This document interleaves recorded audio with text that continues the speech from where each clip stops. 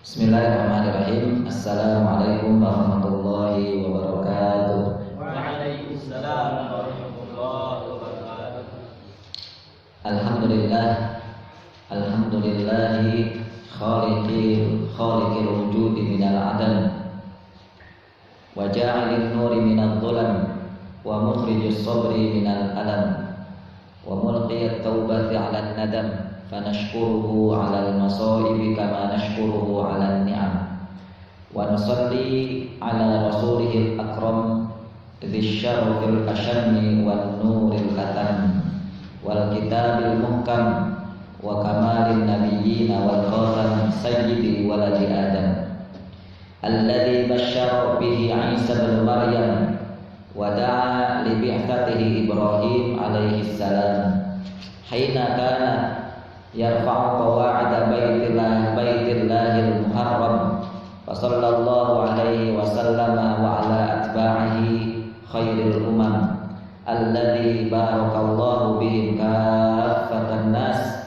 al-arab minhum wal ajam walhamdulillahilladzi lam yattakhidh waladan wa lam yakul lahu syarikun fil mulki wa lam yakul lahu waliyyun minadh-dhulli wa kabbirhu takbira walhamdulillah alladzi anzala ala 'abdihi al-kitaba wa lam yaj'al lahu 'iwaja walhamdulillahilladzi nahmaduhu wa nasta'inuhu wa nastaghfiruh wa nu'minu bihi wa natawakkalu 'alaihi wa na'udzu billahi min syururi anfusina wa sayyiati a'malina may yahdihillahu fala mudilla lahu wa may yudlilhu fala hadiya lahu wa nashhadu an la ilaha illallah wahdahu la syarika lahu wa nashhadu anna Muhammadan abduhu wa rasuluh arsalallahu ta'ala bil huda wa dinil haqq liyudhhirahu 'ala ad-dini kullihi wa kafa billahi shahida fa sallallahu alaihi wa sallama tasliman katsiran amma ba'd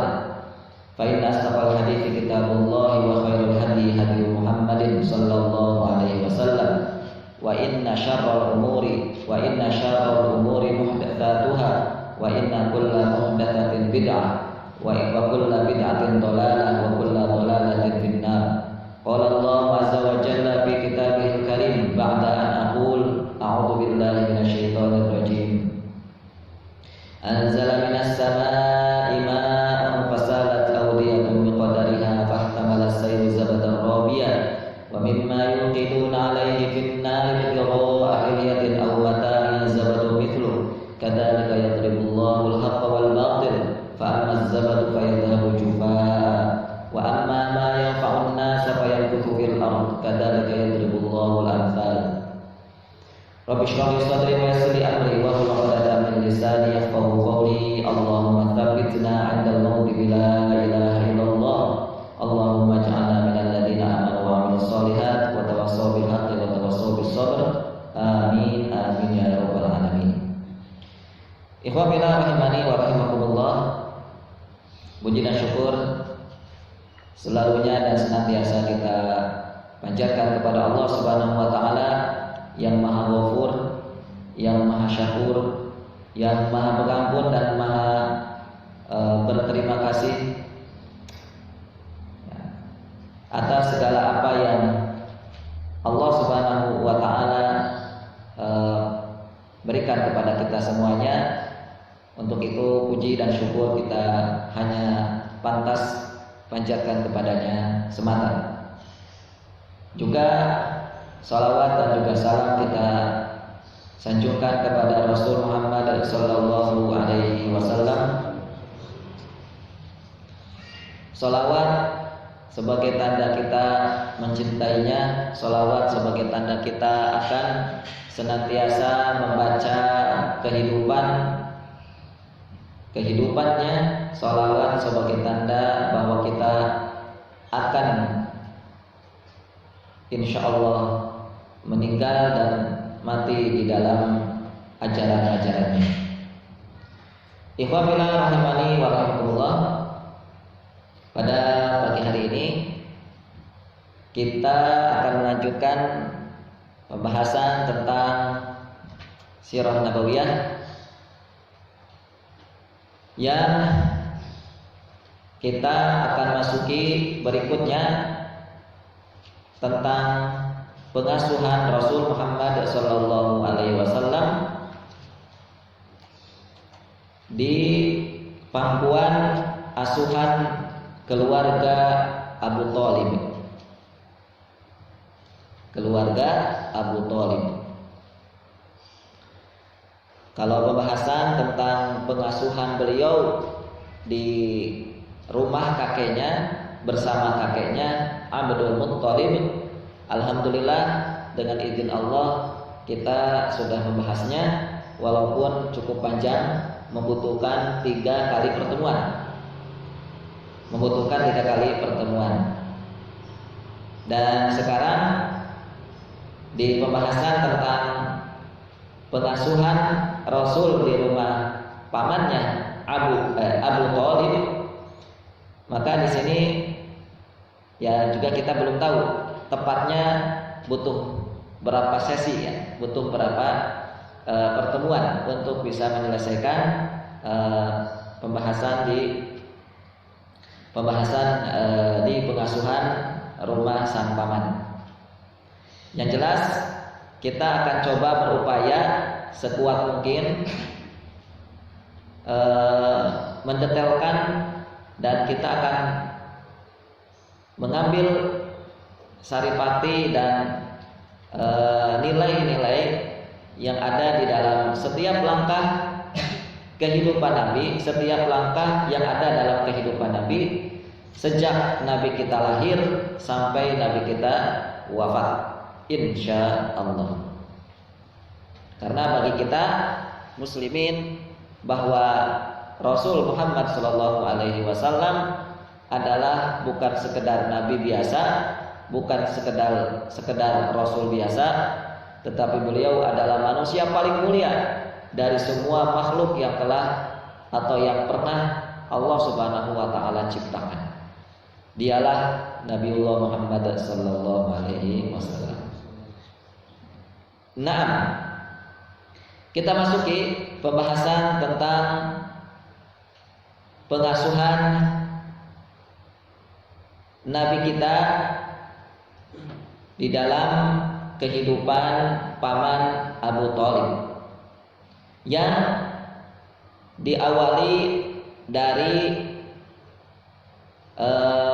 perpindahan pengasuhan dari kakek beliau yaitu Abdul Muttalib, yang beliau pernah meminta saat beliau akan wafat agar cucunya nanti diasuh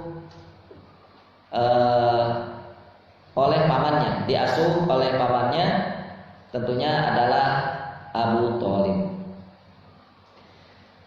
Di dalam kitab Ibnu Hisham, sejarah Nabi, di dalam buku kitab atau di dalam kitab Ibnu Hisham disampaikan kalimat walitamani sanawat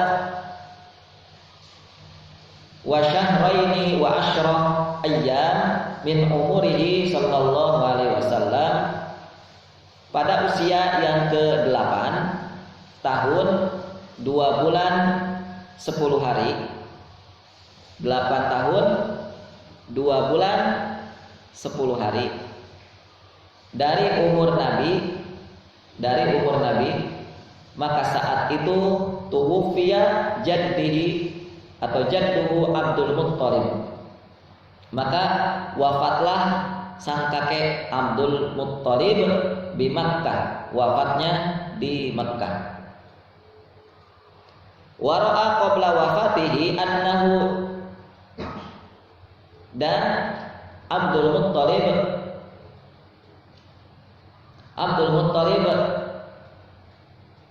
mengatakan saat sebelum wafatnya annahu yu'ahhida bikafalati hafidihi ila ammihi Abi Thalib syaqiq abihi, bahwa Abu Thalib mengatakan agar menyerahkan pengasuhan cucunya itu kepada pamannya yang bernama Abu Thalib, yang tidak ada lain adalah syaqiq abihi. Syaqiq artinya saudara kandung dari ayahnya, yaitu Abu Thalib, yaitu Abdullah. Saudara kandung siapa? Abu Thalib ini saudara kandung Abdullah, yaitu ayahanda dari Rasul Muhammad sallallahu alaihi wasallam. Baik, kita awali dari sini. Kita awali penjelajahan dari kisah Nabiullah Muhammad sallallahu alaihi wasallam bersama sang paman. Diawali dari kakeknya saat akan meninggal, beliau menyerahkan pengasuhan cucunya Hafidihi, cucunya, kepada paman Abu Thalib. Ikhwafillah rahimani wa rahimakumullah. Lihat, insyaallah ya. Ini kebaikan yang ditorehkan oleh seorang kakek Abdul Muttalib yang kesekian kali. Ya, kebaikan-kebaikan, keseriusan-keseriusan yang ada dalam diri kakek Abdul Muttalib terhadap cucunya, dalam pengasuhan cucunya. Yaitu apa? Bentuk dari kebaikan Abdul Muttalib itu, apa bentuk dari keseriusan Abdul Muttalib itu? Yaitu beliau memindahkan ke pengasuhan berikutnya kepada orang terbaik dari anak-anaknya Abdul Muttalib,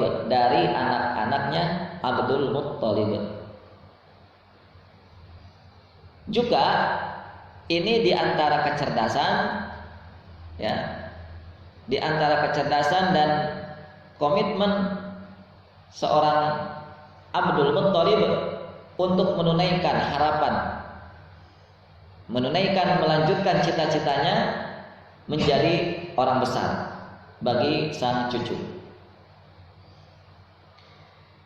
Nah, di situ ada keseriusan, di situ ada komitmen, di situ ada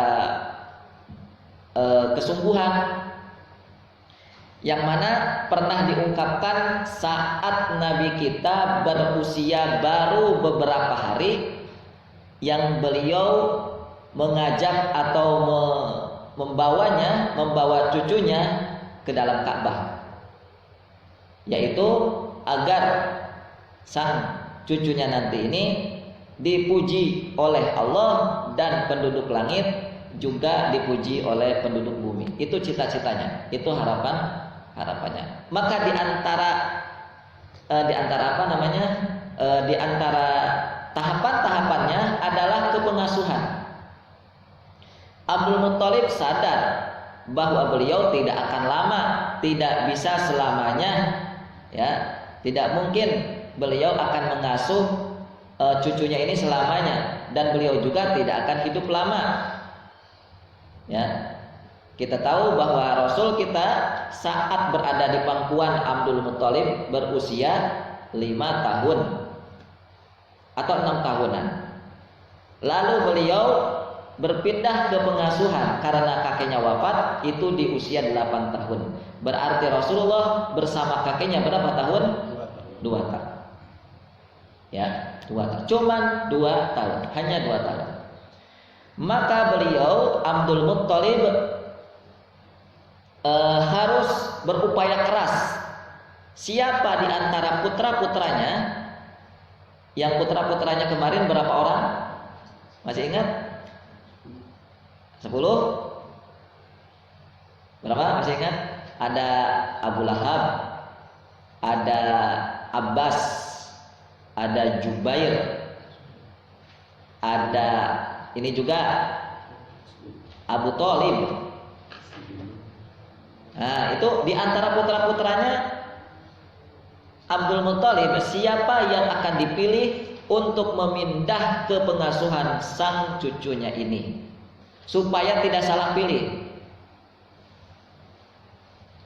Maka beliau berpikir keras untuk bisa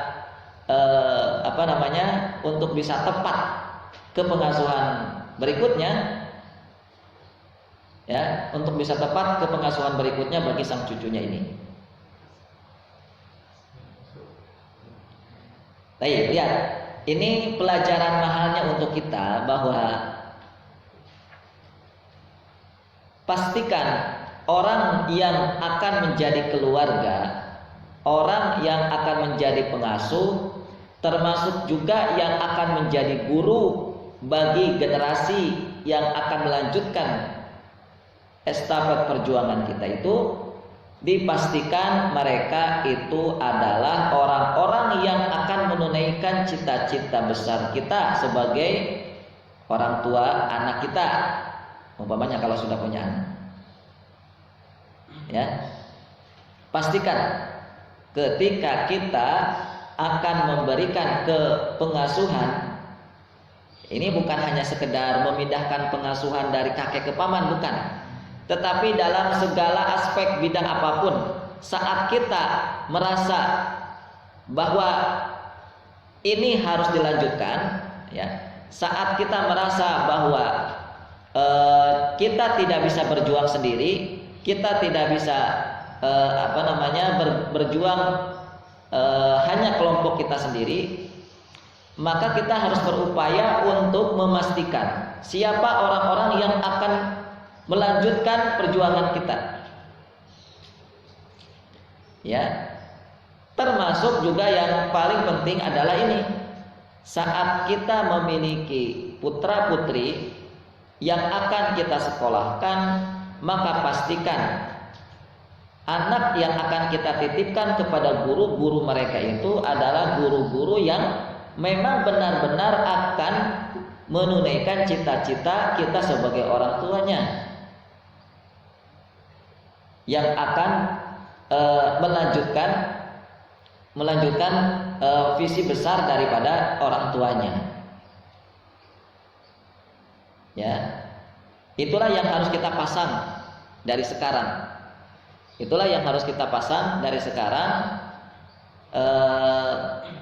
tentang siapa yang sangat tepat, siapa yang tepat untuk kita sekolahkan, ya, sekolah mana yang tepat, perkuliahan mana yang tepat untuk pendidikan, ya, untuk pendidikan nantinya ketika kita memiliki putra putri kita.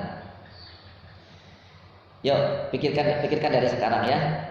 Pikirkan dari sekarang, saat antum nanti sudah punya keluarga sendiri, ya, antum pikirkan dari sekarang posisi di mana saja, ya, sekolah-sekolah mana saja yang nantinya sekolah itu akan menjadi tempat diasuhnya, dididiknya anak-anak antum nanti itu. Harus jelas dari sekarang, harus jelas dari sekarang. Baik. Ikhwafillah rahimani wa rahimakumullah. Termasuk saat kita akan, ya, pastinya akan meninggal, kemudian menyelesaikan, atau saat kita akan menyelesaikan amal atau karya apapun, atau apalagi karya yang sangat besar dan berharga, maka kita pastikan penyerahan karya kita ini, ya, karya kita ini kepada orang yang kita yakini keamanahannya, kepada orang yang kita yakini keamanahannya, yang mana mereka bisa melanjutkan harapan dan cita-cita kita. Nah, Kita hari ini sedang membuat karya. Kita sekarang sedang membuat amal. Baik. Umpamanya ya. Entah di antara antum sudah punya rancangan atau belum? Sudah punya rancangan atau belum tentang sebuah karya? Di masa depan kira-kira antum mau buat karya apa? Di masa depan kira-kira antum akan merancang apa? Ya, akan membuat karya apa, akan merancang apa. Nah, dari sekarang pun antum harus rancang juga, persiapkan juga adalah tim atau orang-orang yang antum yakini keamanahan mereka, ya, yang antum yakini akan melanjutkan cita-cita dan visi besar antum terhadap karya yang sedang antum bikin ini. Karena tadi seorang kakek Abdul Muttalib, beliau ketika mengasuh cucunya itu seolah-olah sedang membuat karya. Baik, kita lihat. Supaya ini begini ya. Kita mulai dari bayangan dulu. Kita mulai dari impian dulu. Ya, karena sesuatu itu kalau kita tidak punya mimpi, ya mau apa yang bisa kita lakukan kalau kita tidak punya mimpi? Nah, maka kita memulai dari mimpi kita. Dan salah satunya kita akan coba buatkan tahapan-tahapan kecilnya. Dan ini akan menjadi rumus atau bukan rumus ya, menjadi bahan-bahan yang akan menjadi impian antum nanti di masa depan. Baik. Seperti halnya antum misalnya, antum yang punya barang berharga, umpamanya HP lah gitu ya, punya barang berharga umpamanya HP. Lalu karena satu lain hal, misalnya antum akan bermain futsal, antum akan berenang, ya. Maka ketika itu antum ingin menyimpan HP antum ingin menitipkan HP antum. Karena apa? Karena antum saat itu akan melakukan sesuatu aktivitas, yang mana aktivitas itu tidak akan membawa HP. Dan itu adalah barang berharga antum yang antum miliki. Maka otomatis antum harus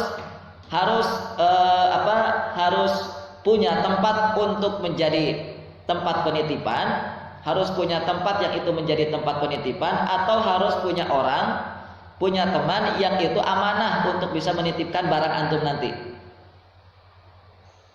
Sehingga antum tidak khawatir HP antum nanti itu berkurang, ya, apalagi rusak, apalagi hilang. Kenapa? Karena antum sudah yakini ada satu tempat yang mana tempat itu bisa menjaga barang yang antum miliki tadi, atau antum sudah menitipkan ke orang yang benar-benar amanah. Nah, kira-kira begitu ya.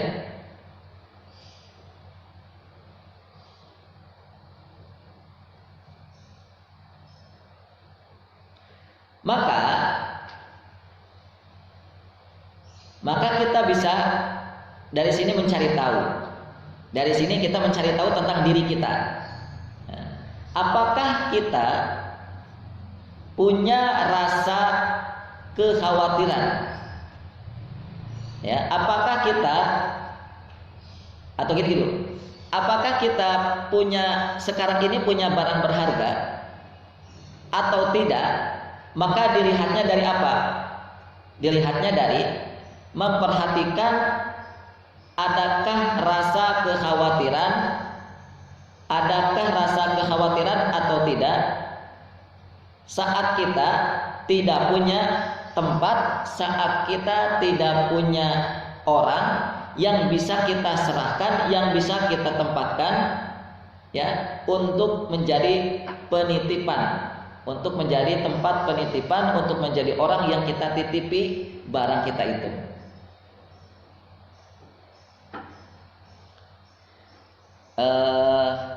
Coba ya, kira-kira misalnya ya apa ya, agak-agak ini, ada sedikit rumit ya. Cuman begini aja ya. Mudah-mudahan antum juga bisa memahami ini. Soalnya ini penting sekali ya untuk menghadirkan ya, untuk menghadirkan apa rasa yang dihadapi oleh seorang kakek Abdul Muthalib itu. Nah itu. Maka kita coba sekarang. Adakah kita rasa khawatir dalam diri kita itu, khawatir terhadap barang yang kita miliki itu saat kita mau melakukan apapun, namun kita tidak punya tempat untuk kita simpan, tempat yang aman.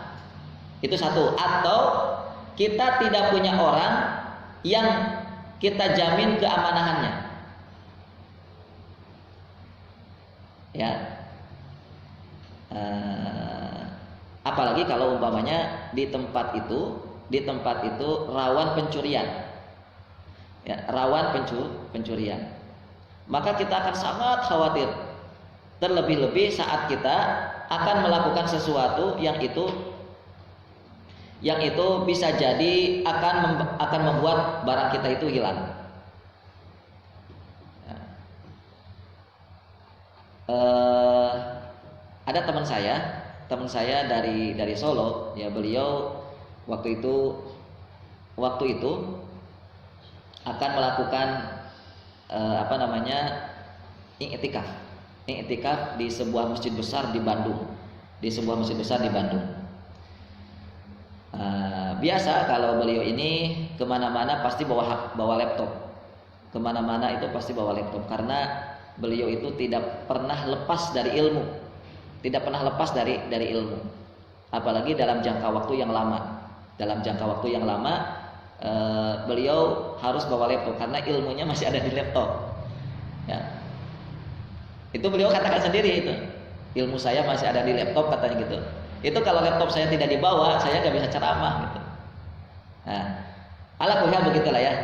Itu kualitas keilmuan kita sekarang ya. Nah, maka beliau iktikaf lah di masjid itu ya. Itu peristiwanya sudah lama terjadi ya. Beliau jadilah iktikaf di situ di masjid, salah satu masjid yang sangat besar di kota Bandung. Lalu hari demi hari beliau melalui kondisi iktikaf yang ada di masjid tersebut. Tidak ada kabar ya, tidak ada informasi. Kemudian beliau pulang ya, beliau menemui saya. Terus bilang kepada saya bahwa saya tidak akan ikut lagi iktikaf di masjid itu. Kenapa? Satu, rame, masjidnya kayak pasar. Yang kedua, laptop saya hilang. Kasihan antum, kok bisa hilang? Nah, gitu. Karena ya atas rekomendasi saya juga, ya saya merekomendasikan, Mas, kalau antum mau iktikaf di masjid itu saja, karena saya biasa iktikaf di situ.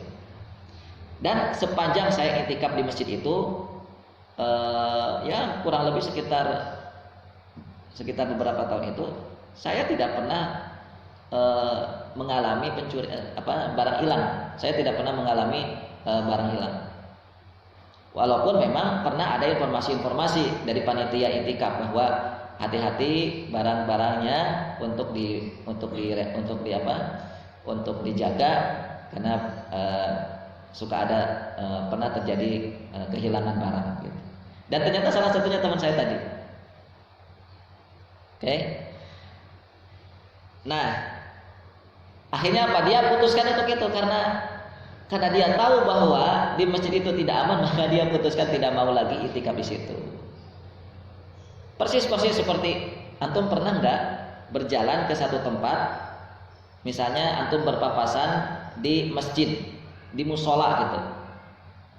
Tapi antum tidak sendiri, antum bersama 3 orang teman misalnya, 3 orang teman. Nah, gini aja lah misalnya, antum dari sini ke Jakarta, kemudian otomatis antum misalnya kalau naik entah itu naik bis juga, biasanya naik mobil ya, mobil pribadi. Nanti antum masuk ke misalnya ke ke tempat ya musola lah untuk sholat gitu ya. Nah di musola itu antum bertiga ini kira-kira berani atau tidak di musola, di dekat jalan raya atau bahkan di rest area, itu kan biasanya ada masjid atau musola. Berani apa tidak? Barang-barang itu antum tinggal di situ, antum bertiga, ketiga-tiganya antum sholat bareng, dan barang-barang di situ antum tinggal. Berani apa tidak? Gitu persis seperti itu. Karena itu pun pernah terjadi. Satu teman saya tadi di masjid ini, satu teman saya tadi orang Solo, yang satu lagi teman saya orang Lombok. Kalau teman saya orang Lombok ini kejadiannya waktu di masjid terminal bis. Ya, terminal bis. Ya, dia wudu belum sholat. Ketika pulang sudah hilang di situ, HP-nya hilang, uangnya hilang. Padahal dia mau pulang ke Lombok, dari Jawa ke Lombok. Wah, kasihan, akhirnya dia nggak jadi pulang. Ya, alhamdulillahnya sih dia orang kaya kan. Jadi ya mau apa itu dia tinggal ditransfer aja. Cuman pada waktu itu kalau tidak salah nggak jadi pulang. Nah, nah, ketika kondisi seperti itu, kita membutuhkan teman, kita membutuhkan tempat rahasia, kita membutuhkan tempat yang bisa menjaga barang-barang kita. Ketika kondisi itu, nah persislah seperti Abdul Muthalib. Abdul Muthalib ini tidak mau kehilangan harapan yang telah dititipkan kepada cucunya ini, tidak mau. Maka Abdul Muthalib ini berpikir keras untuk siapa ini? Supaya cucunya nanti benar-benar menjadi orang besar. Cucunya nanti ini benar-benar menjadi orang besar. Siapa? Supaya jangan salah pengasuhannya. Ya, supaya tidak salah dalam pengasuhannya. Baik. Nah, ini rasa khawatir, rasa takut di dalam diri kita. Rasa khawatir itu yang harus muncul. Kira-kira kita sudah ada rasa khawatir itu atau belum? Punya rasa khawatir? Aduh iya ya, saya punya teman apa tidak? Punya rekan atau tidak? Punya sahabat atau tidak? Yang nanti orang ini, teman ini, sahabat ini, partner ini akan melanjutkan perjuangan saya nanti, atau akan membersamai perjuangan saya. Baik.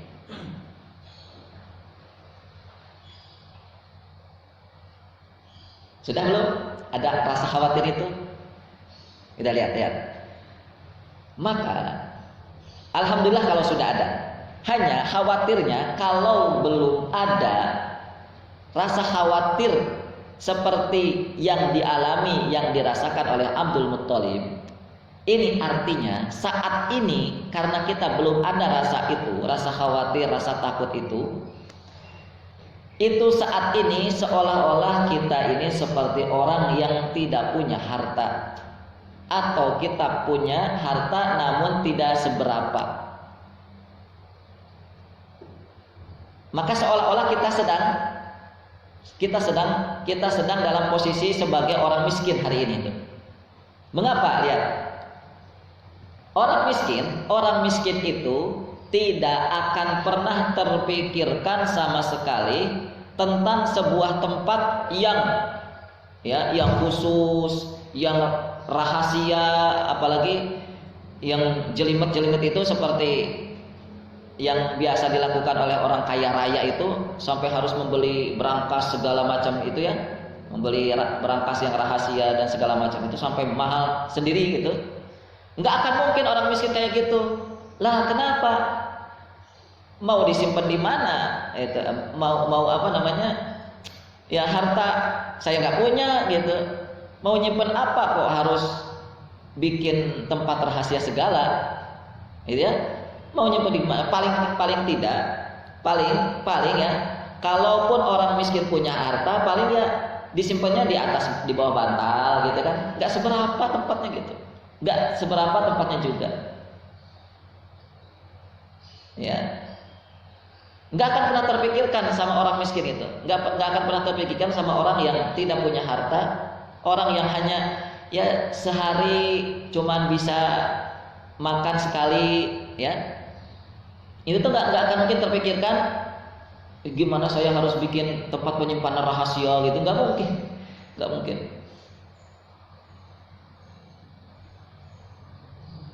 Ya, tadi karena jangankan barang mahal, ya, barang sepele saja terkadang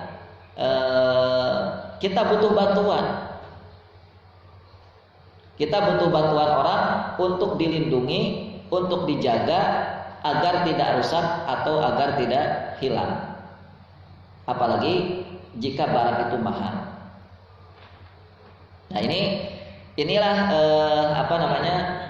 inilah hal-hal yang perlu kita pahami, bahwa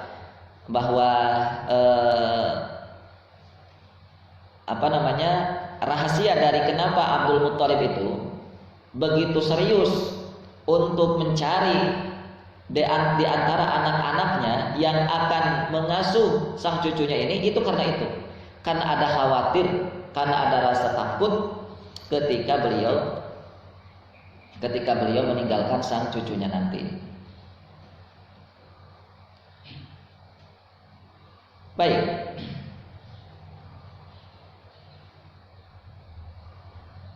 Ketika berkenaan, kalau tadi masalah barang ya, masalah uang gitu ya. Coba kita tadi analogikan, ketika kita sudah menganalogikan, coba kita pahamkan dengan tujuan atau harapan. Barang saja yang itu pun sepele, itu pasti kita butuh bantuan, entah itu tempat ataupun orang. Untuk apa? Agar barang yang kita miliki ini bisa tetap terjaga, tidak rusak dan tidak hilang. Sama halnya juga seperti harapan, sama halnya juga seperti tujuan atau cita-cita. Ya, cita-cita. Yang remeh saja kita butuh bantuan orang. Yang remeh saja kita tidak bisa melakukannya dengan sendirian, tidak bisa. Apa misalnya? Visi remeh, cita-cita remeh misalnya apa? Jadi pengusaha berpenghasilan miliaran rupiah per bulan. Itu kan cita-cita remeh. Kok cita-citanya cuma itu? Sebulan bisa menghasilkan miliaran rupiah, ya, walaupun juga tidak banyak, walaupun juga tidak sedikit ya. Dan lebih remeh-temeh lagi ketika kita punya harapan, ketika kita punya tujuan, hanya sampai kepada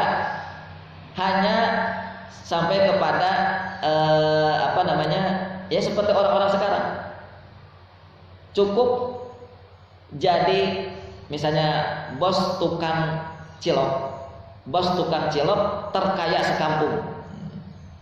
Itu cita-cita remeh-temeh, itu sudah remeh-temeh lagi. Antum tahu remeh? Kalau di bahasa Sunda, remeh itu satu biji dari nasi, itu remeh namanya. Satu biji nasi. Itu kalau di Sunda namanya remeh.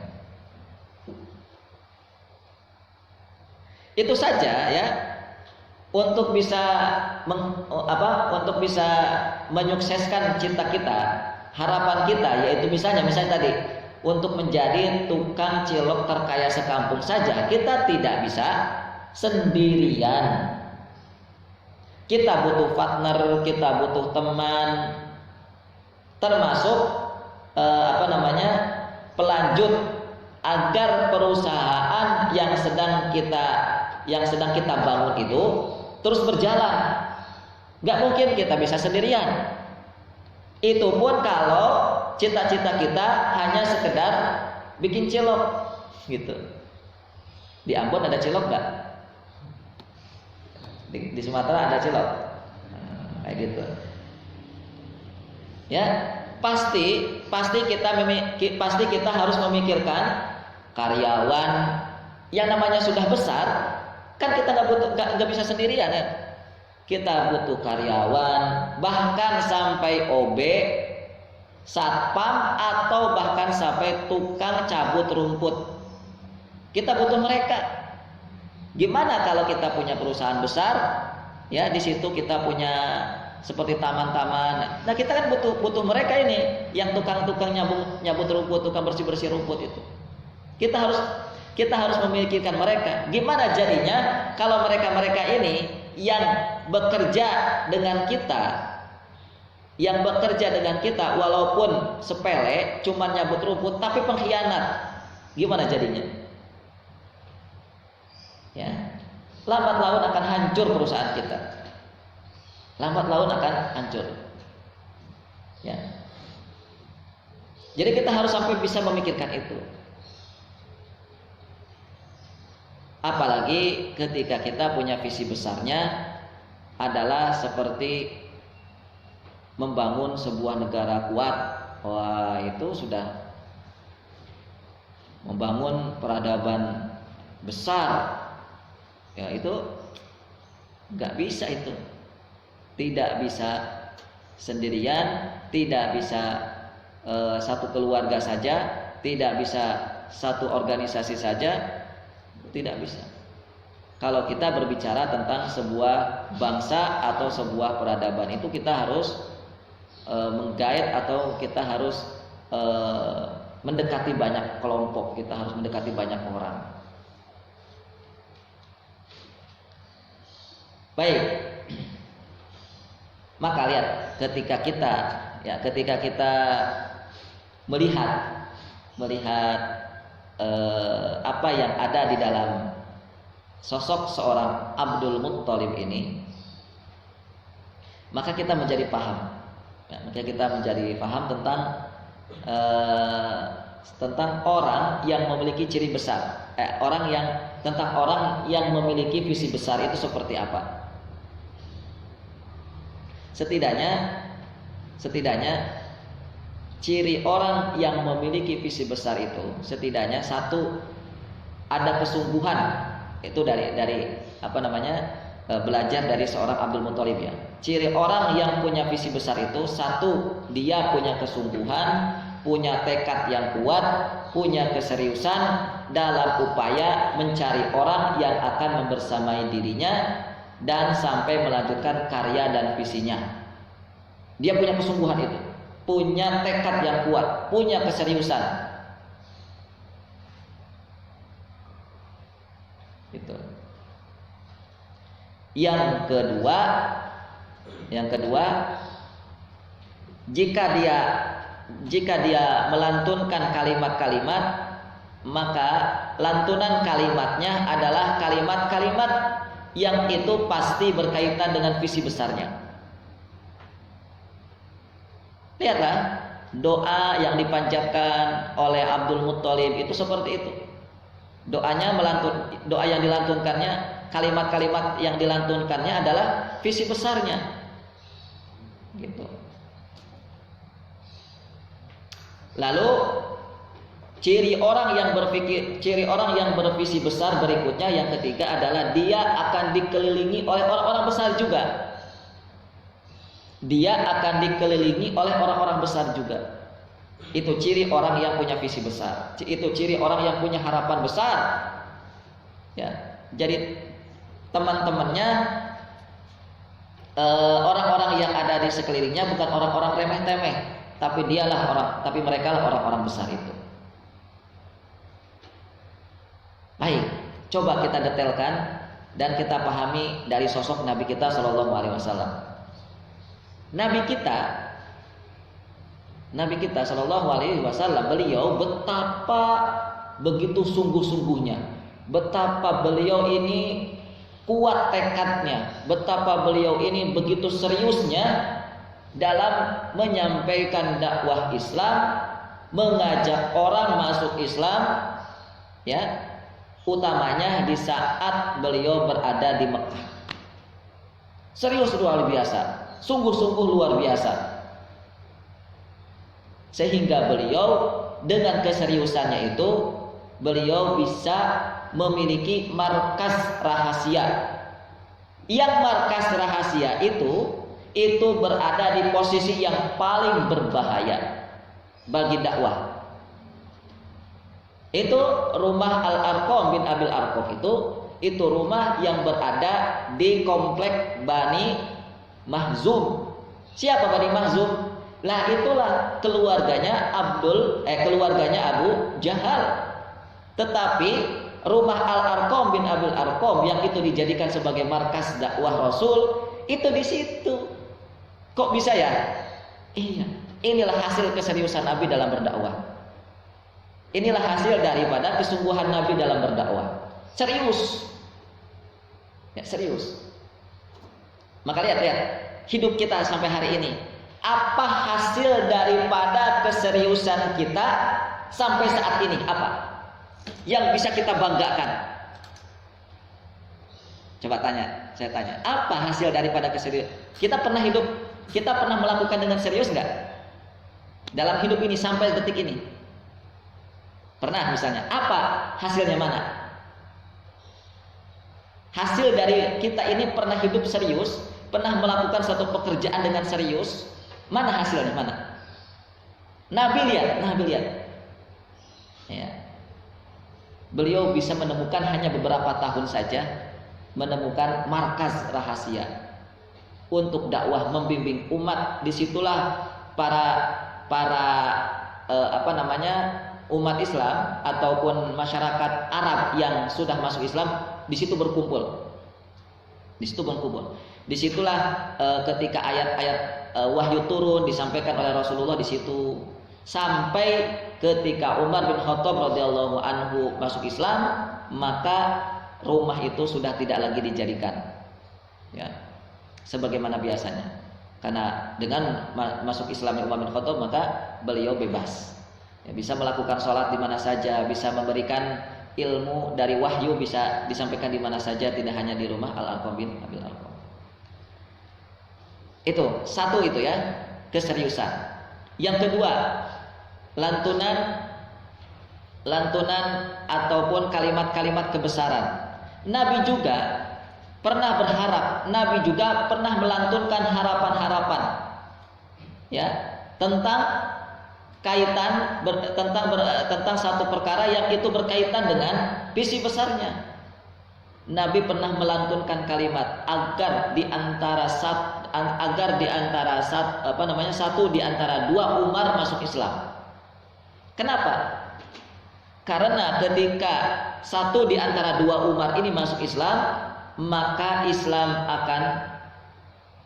visi besar Rasulullah akan berlanjut. Maka visi besar Rasulullah akan berhasil. Dan betul. Tahapan demi tahapan itu beliau lalui, contohnya seperti itu. Ya, untuk memuluskan visi besarnya itu, yaitu tugas risalah, ya. Visi besar Rasul itu ya tugas risalah itu, dari mulai Iqra bismi rabbikal ladzi khalaq, atau kemudian mulai dari perintah kum fa'andir, itu visi besar Rasulullah, mulai dari situ. Nah, tahapan-tahapannya itu beliau lakukan diantaranya dengan melantunkan kalimat-kalimat yang itu ada hubungannya dengan kebesaran beliau, yang itu ada hubungannya dengan visi besar beliau.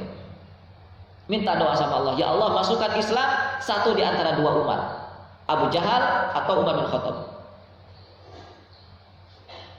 Nah, itu ciri orang besar itu yang kedua. Ciri orang besar yang ketiga, ciri orang yang punya visi besar yang ketiga adalah Nabi kita dikelilingi oleh tokoh-tokoh hebat.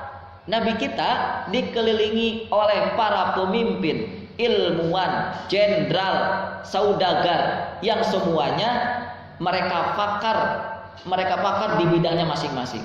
Yang pemimpin begitu ahli kepemimpinannya, yang saudagar begitu ahli dalam perdagangannya, ya sampai ke internasional, diakui di mana-mana, yang ilmuannya begitu dahsyat keilmuannya, yang jenderal perangnya bahkan tidak ada satu orang yang tidak pernah kalah satupun, yaitu Khalid bin Walid radhiyallahu anhu.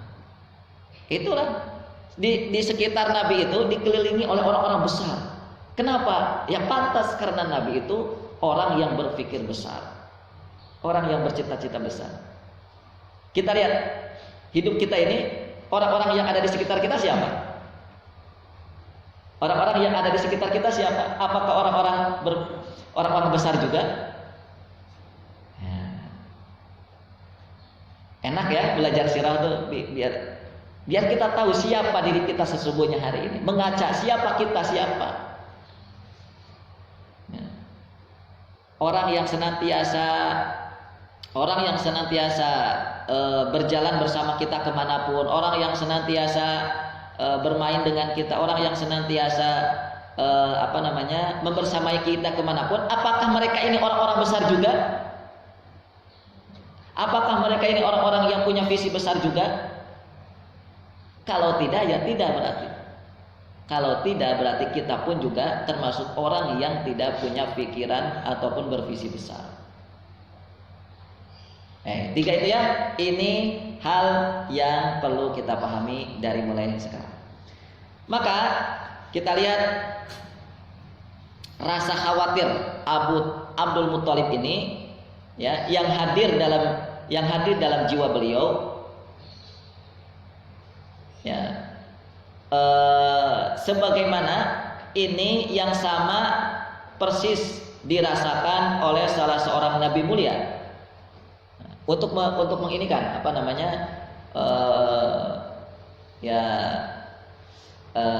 untuk mengkiaskan itu, untuk menjelaskan lebih dalam. Kita coba masuki tadi kan kepada Nabi Shallallahu Alaihi Wasallam. Kita coba kepada nabi-nabi yang lain, bahwa sama persis apa yang dirasakan oleh Abdul Muthalib itu pun dirasakan oleh orang-orang besar di dalam sejarah Islam. Misalnya seperti Nabiullah Zakaria alaihi salam. Di dalam surat Al-Anbiya ayat yang ke-89, Nabiullah Zakaria alaihi salam berdoa, A'udzubillahi minasyaitonirrajim. Wa Zakaria idnada rabbahu rabbi la tadarni fardaw wa anta khairul warithin. Nabiullah Zakaria alaihi salam merasakan takut jika tidak ada yang berdiri melanjutkan, ya.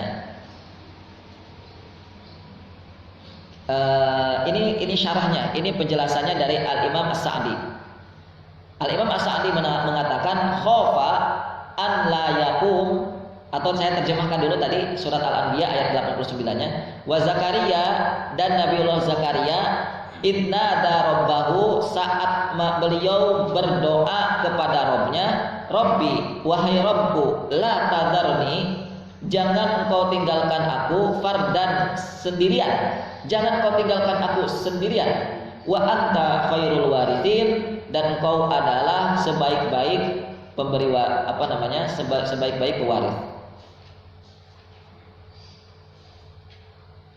Al-Imam As-Sa'di mengatakan khofa an la yakum ahad ba'dahu maqam fid da'wati ilallah.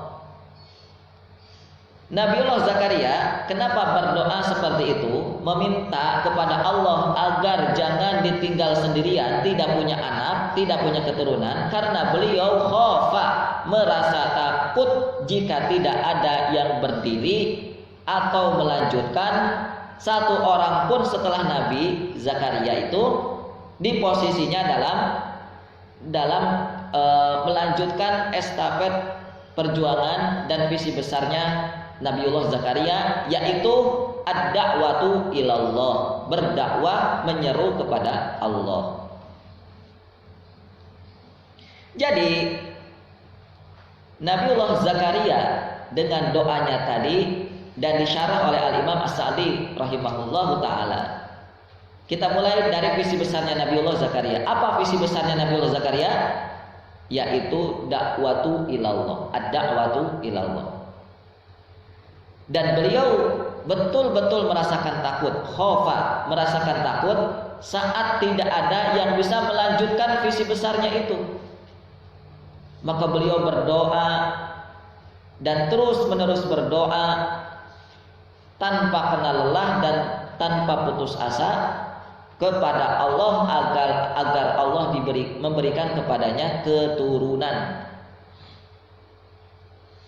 Dan ini sebagaimana dikuatkan di dalam surat Maryam ayat yang ke-5 dan 6. Dalam surat Maryam ayat yang ke-5 dan ke-6 Allah Subhanahu wa taala berfirman, "Wa inni khiftul mawaliya min warai wa kanat imraati aqira fahabli min ladunka waliyya."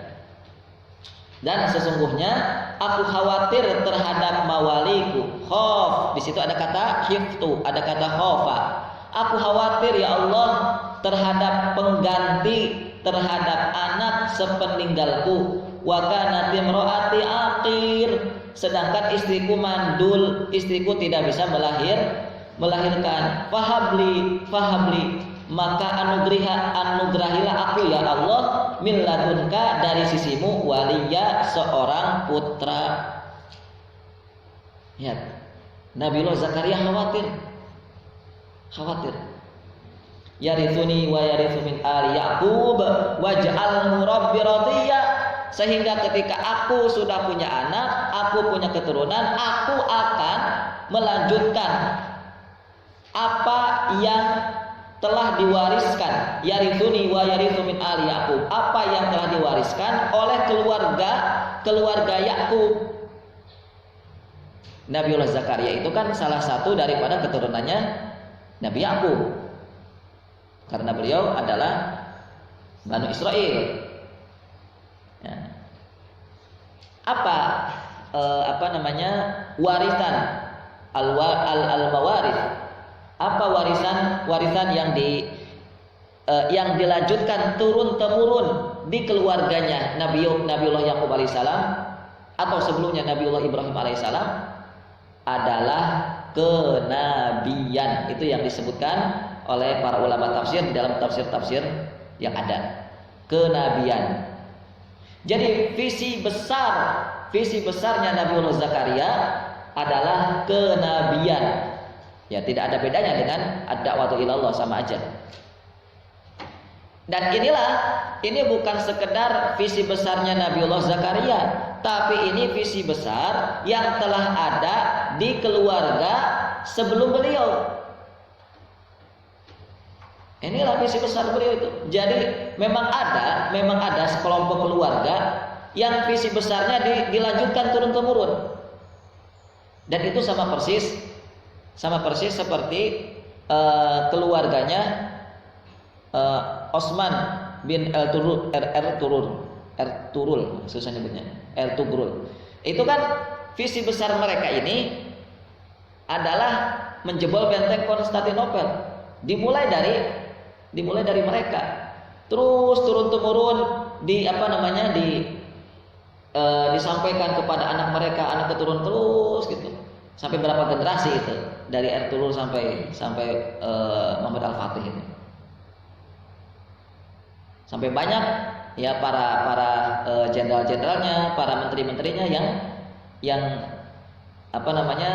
sulit mempercayai bagaimana bisa benteng sekokoh itu, benteng selebar dan sekuat itu bisa ditaklukkan oleh jumlah kita yang sedikit. Nah, gitu. Sampai banyak. Sudahlah, jangan dilanjutkan visinya itu. Ya, banyak terjadi pertentangan itu. Makanya kalau ada sultan Turki Utsmani yang visi besarnya ketika menjadi sultan adalah menjebol Konstantinopel, itu biasanya akan selalu dihadang.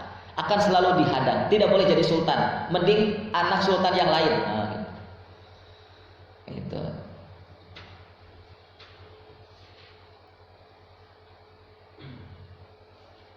Maka kita belajar dari poin ini. Belajar apa? Satu, sebagaimana Abdul Muttalib. Ya. Sebagaimana Abdul Muttalib yang mengasuh Nabiullah Muhammad SAW punya harapan besar untuk cucunya, maka kita pun harus mulai belajar. Kita pun harus mulai belajar untuk apa? Memiliki harapan besar untuk keturunan kita nanti. Sudah punya cita-cita? Sudah punya cita-cita apa belum? Saya kalau punya anak, anak saya akan dibeginikan. Sudah punya itu? Ya, belum. Kalau belum, mulai belajar ya. Karena ini tanda besar bahwa antum menjadi orang besar itu adalah itu tandanya. Adalah ketika orang-orang yang ada di sekitar antum itu adalah orang-orang besar juga. Orang-orang yang ada di sekitar antum siapa? Ya nantinya istri antum, ya nantinya putra-putri antum, ya nantinya saudara-saudara. Itulah mereka-mereka orang besar. Itulah mereka orang-orang yang ada di sekitar antum nanti. Terutama putra-putri antum. Baik. Dan tadi di dalam surat Al-Anbiya ataupun surat Maryam, di dalam Al-Qur'anul Karim juga mengajari kita bahwa visi besar kita itu adalah memperbaiki kondisi umat. Itu visi besar kita. Quran yang menjelaskan. Visi besar kita adalah memperbaiki kondisi umat dan masyarakat serta menjadikannya menjadi besar dan berperadaban tinggi. Ya, coba tanamkan. Biar ditulis. Baik.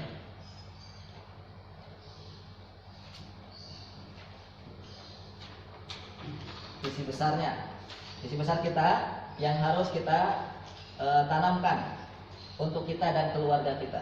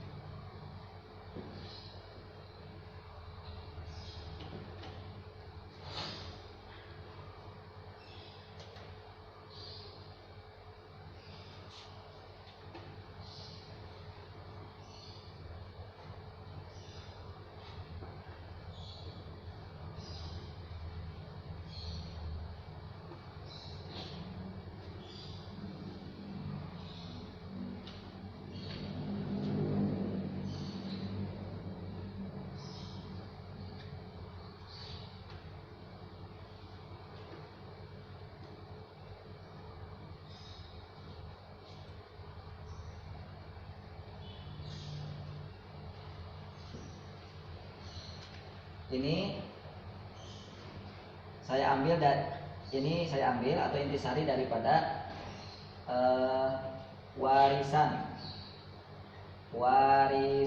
keluarga Nabi Yakub.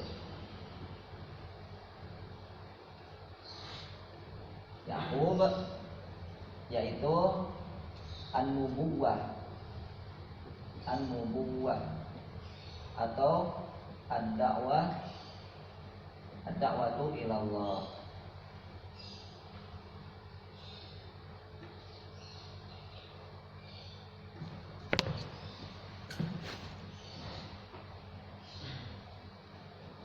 Kita ingin menjadi orang besar, maka jadikan visi Nabi, visi para Nabi itu menjadi visi kita. Maka kita akan menjadi orang hebat, orang besar seperti para Nabi. Itu an-nubuwah atau ad-da'watu ilallah. Kenabian itu kan tugasnya adalah memperbaiki umat, ya kan? Iya.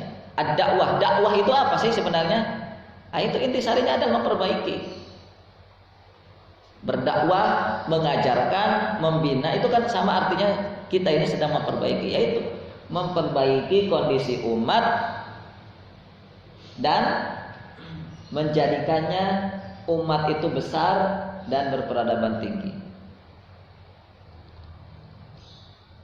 Mulai dari kalimat ini ya. Mulai dari kalimat ini dulu.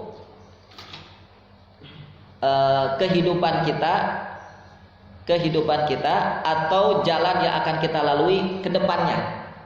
Kalau misalnya kemarin ada yang bertanya, Ustadz, saya itu harus melakukan apa? Saya bingung Ustadz, saya bingung mau melakukan apa setelah saya keluar dari Baitul Arqam. Nih, saya kasih tahu. Mulai dari sini dulu. Karena para nabi hidup itu dimulai dari visi besar mereka, hidup dimulai dari sini. Itu para nabi. Ya. Paham atau belum paham, yang penting itu dulu yang harus diulang-ulangi. Ad-da'wah, ini. Dakwah itu apa? Mudahnya itu kita mudahkan dengan kalimat ini, memperbaiki umat dan menjadikannya besar dan punya peradaban tinggi. Itu mulai dari situ dulu. Dan terus sambil mentafakuri, berpikir. Kalau begitu apa yang harus saya lakukan? Saya nih sudah punya cita-cita besar nih ini. Maka apa yang terus nanti dari sini kita berjalan.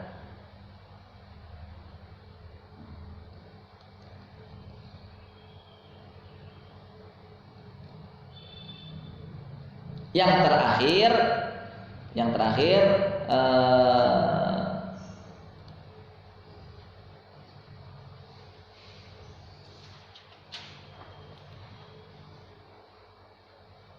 belum. Ada dua lagi.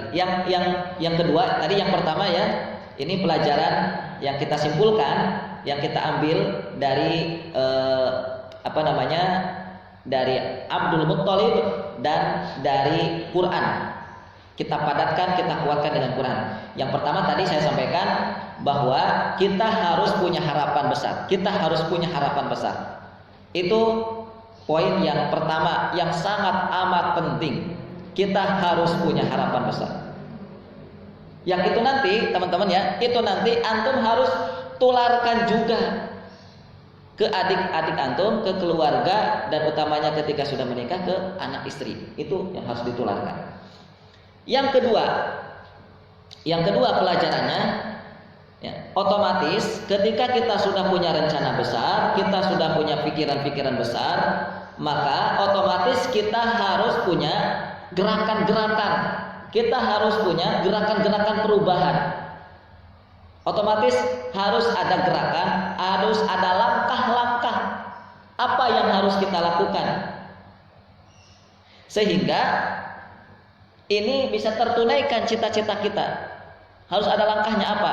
Langkahnya juga adalah dari kisahnya Abdul Muttalib dan dari kisahnya Nabiullah Zakaria, langkah yang sangat awal berdoa. Ya. Doa itu jangan sampai dinanti-nanti. Nanti aja doanya, enggak. Kalau antum merasa sudah punya cita-cita besar, berdoa dari sekarang, jangan dinanti-nanti. Seperti Nabiullah Zakaria berdoa kepada Allah, minta siapa? Minta anak. Nah, Nabiullah Zakaria kan belum punya pelanjut, artinya belum punya modal. Siapa modal saya ya Allah? Nggak ada, minta sama Allah. Sekarang, apa modal antum untuk menunaikan cita-cita antum ini? Apa modalnya? Kalau misalnya butuh modal 5 miliar, maka minta sama Allah, ya Allah saya butuh modal 5 miliar. Untuk apa? Untuk menunaikan cita-cita ini. Paham? Ya, gitu. Ini kan Nabiullah Yahya alaihissalam. Nabiullah Yahya itu siapa? Ya, putranya Nabi Zakaria. Itu hasil daripada doanya Nabi Zakaria. Ya. Pernah doa untuk kebesaran antum nanti? Ini. Itu yang kedua, berdoa, yang doa itu mengantarkan antum menuju cita-cita besar. Terutama masalah modal tadi, modal. Yang ketiga,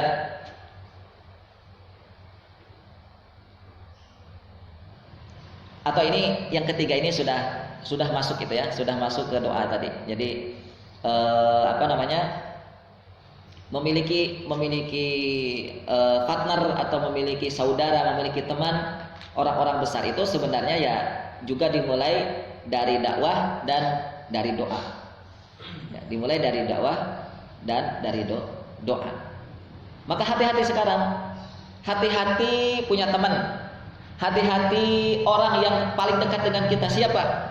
Lihat di kanan kiri kita siapa yang selalu bersama kita, yang selalu kemana-mana dengan kita itu siapa. Lihat, perhatikan, apakah dia cocok untuk kita jadikan sebagai teman perjuangan kita. Kalau tidak cocok, singkirkan, atau bukan disingkirkan, jangan jadikan teman akrab, jangan. Kalau cuma teman biasa boleh.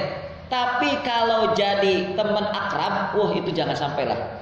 Jangan sampai menjadikan teman akrab yang dia tidak punya visi besar, yang pikirnya picik, yang dia tidak punya harapan besar. Jangan jadikan sebagai teman akrab, jangan. Kalau hanya teman biasa silahkan. Ya. Baik. Ya qafila rahimani wa rahimakumullah. Sedikit lagi. Yang kedua, yang pertama tadi maksudnya dari mulai dari mulai dari siapa? Abdul Muthalib ya. Kalimatnya Abdul Muthalib tentang penyerahan estafet pengasuhan dan perlindungan cucunya itu kepada Abu Thalib. Itu dimulai dari situ. Lihat. Ya, kita sudah bahasnya sekian lebar itu tadi ya. Lalu kita masuki sekarang Abu Thalibnya. Ya, lumayan. Berapa menit sedikit lagi. Walaupun ini juga agak panjang. Cuman saya ingin menyampaikan pendahuluannya. Siapakah Abu Thalib? Kita sekarang mulai masuk ke Abu Thalibnya ya. Nama aslinya adalah Abdu Manaf. Abu Thalib. Awas, hati-hati ya. Jangan sampai ketuker. Kalau Abdul Muthalib itu siapanya Nabi? Kalau Abu Thalib siapanya Nabi? Kalau Abdullah siapanya Nabi? Nah itu susah itu kalau nggak serius ininya menghafal data-data itu susah. Seperti orang tua hari ini. Siapa nama kakek Nabi? Abu Thalib. Ini kecampur-campur gitu. Siapa nama bapaknya Nabi? Abdul Muthalib. Ngawur-ngawur kan itu. Itulah akibat karena nggak serius baca sirahnya. Ya, jangan sampai ketuker ya. Abu Thalib itu nama aslinya Abdu Manaf. Ada juga yang mengatakan nama aslinya adalah Imran. Beliau Abu Thalib ini lahir 35 tahun sebelum lahirnya Nabi. 30 tahun sebelum lahirnya Nabi. Jadi 35 tahun kemudian lahirnya Nabiullah Muhammad SAW. 35 tahun sebelum Nabi. 30 tahun sebelumnya duluan lahir Abu Thalib dulu. Nah, 30 tahun berikutnya nanti lahir Rasulullah. Dan beliau meninggal Abu Thalib ini meninggal pada usia ke-80-an tahun. Ada yang mengatakan 88 tahun, ada yang mengatakan 80 lebih. Ya, 80 sekian tahun beliau meninggal.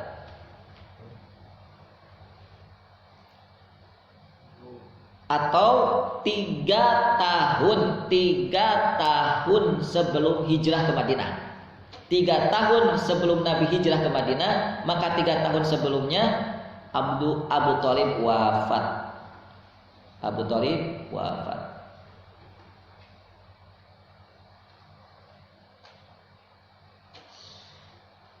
Itu sosok Abu Thalib. Cuman karena waktunya sudah masuk untuk majelis tasmi, maka mohon maaf saya cukupkan dulu. Ini baru pembukaan, baru mukadimah tentang Abu Thalib. Itu saja dulu. Silahkan dipelajari lagi. Dan kalau di mana ini, di buku Sirah Nabawiyah Al-Mubarakfuri itu datanya saya lihat agak kurang lengkap ya. Data beliau itu ada agak kurang lengkap.